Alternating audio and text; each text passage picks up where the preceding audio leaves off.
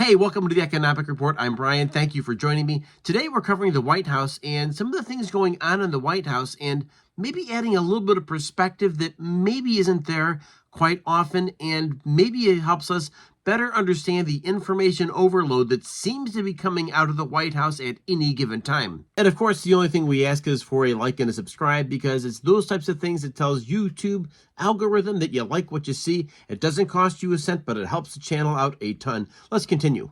So I've been thinking about the presidency and been trying to understand it a little bit more because I've never seen a president like this before.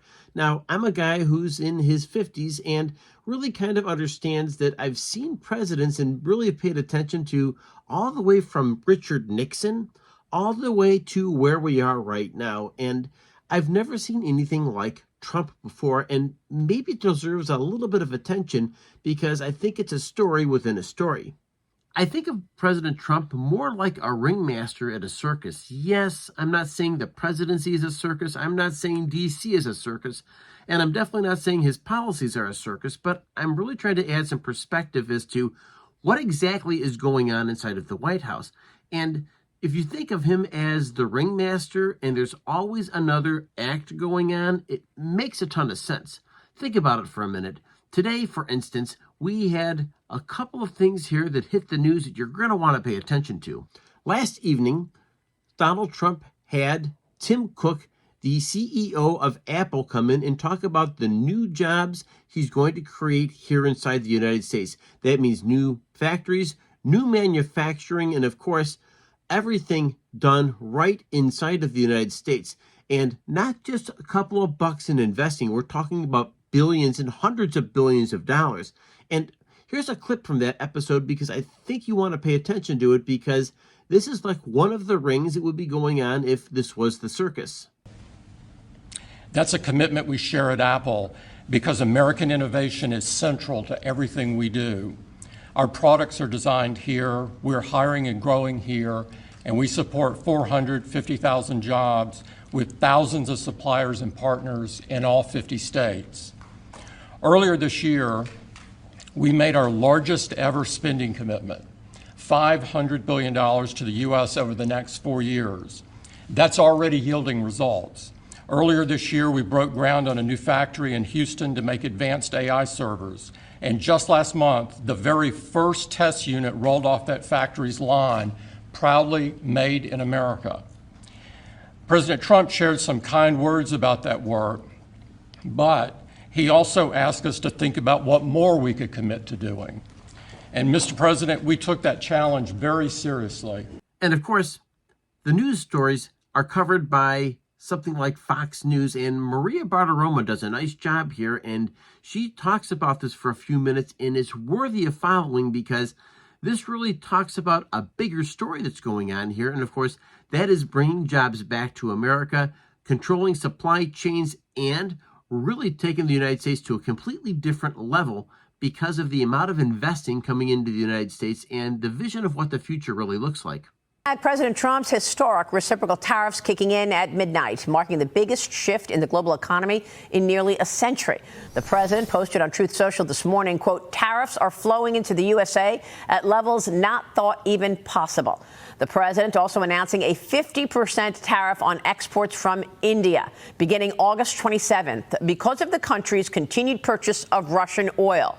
President Trump criticizing India for ignoring the Ukraine conflict as New Delhi defends its energy needs, saying it's ready to pay a heavy price and that imports of oil will not stop. The White House reviewing similar penalties on other countries still buying Russian energy. Joining me now is U.S. Commerce Secretary Howard. Of course, the third part of the story really does deal with Howard Lutnick, and Howard Lutnick is the Secretary of Commerce. He really plays a vital role. He is what you would say maybe a cheerleader for any kind of business taking place inside of the United States. And you'll find this interesting because Lutnick adds a little bit more perspective to the story, and it's worthy of following because you kind of get an idea of what the bigger picture looks like. And once again, these are promises made. These are promises kept. These are promises that are being delivered right here in the United States on the watch of the president. Mr. Secretary, it's great to see you this morning. Thanks so much for spending the time.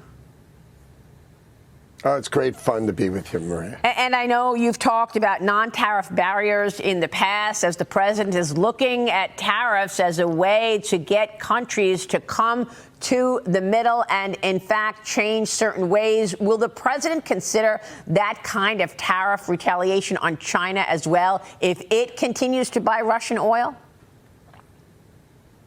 I think the president said yesterday everything's on the table. You know, he thinks of his role as the peacemaker in the world and the creator of opportunity for America, and he's going to use all the tools in his toolbox to use it, and he hasn't ruled anything out.